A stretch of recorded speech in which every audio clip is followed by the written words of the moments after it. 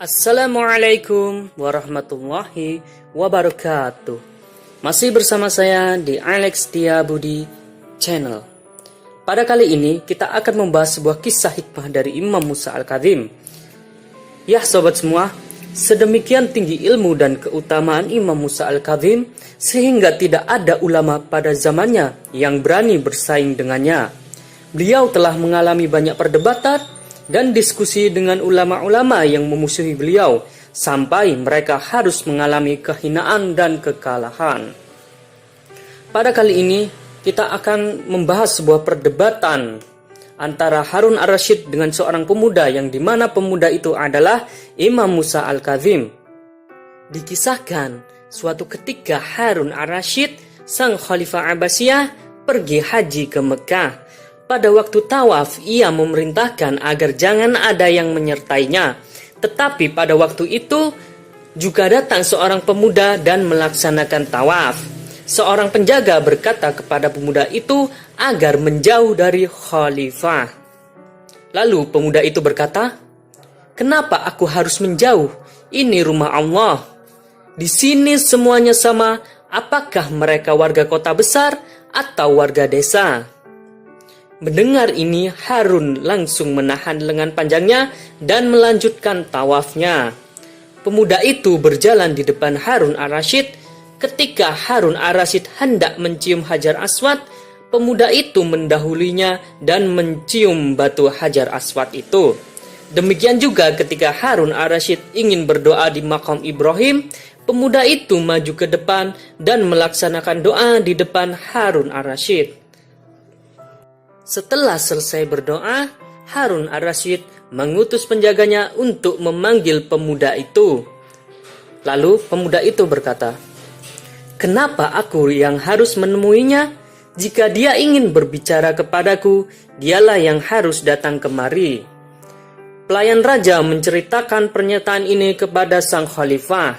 Maka Harun Ar-Rasyid sendiri yang datang dan menemuinya. Ketika sudah menemui pemuda itu, Harun Ar-Rasyid berkata, "Aku akan menanyakan kepadamu beberapa pertanyaan. Jika kamu tidak memberi jawaban yang tepat, maka aku akan menghukummu dengan hukuman yang berat."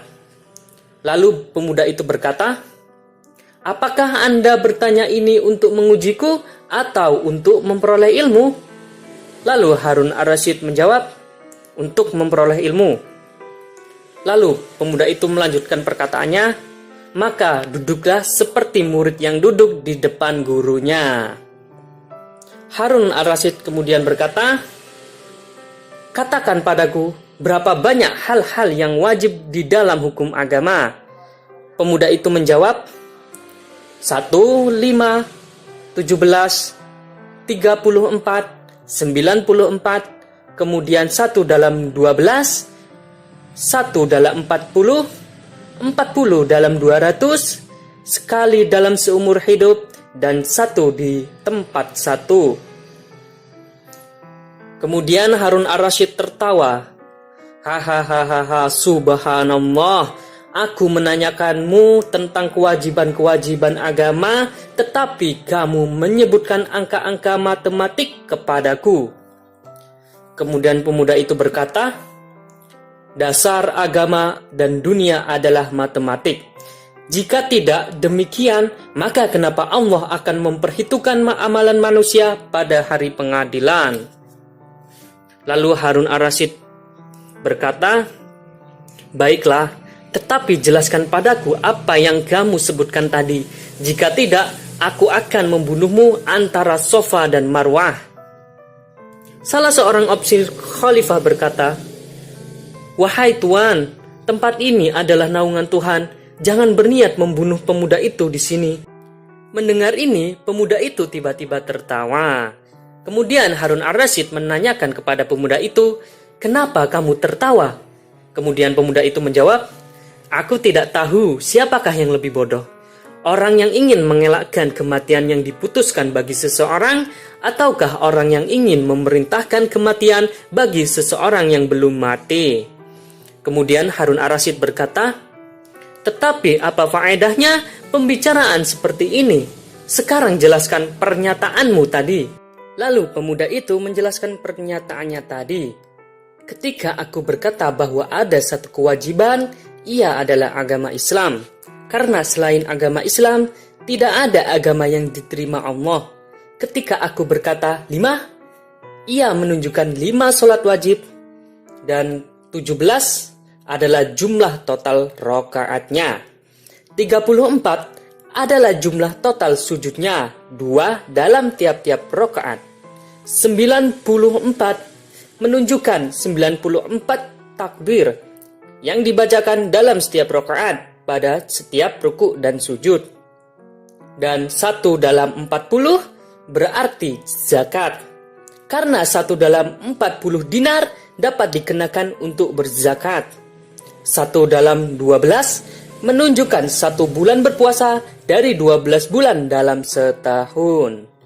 Dan 40 di luar 200 berarti khumus, yang jika seseorang menyisihkan 200 dirham setelah mengambil biaya hidupnya untuk setahun, maka ia harus membayar 40 dirham sebagai khumus, dan tidak ada kecuali Nabi yang memenuhi syarat untuk ini.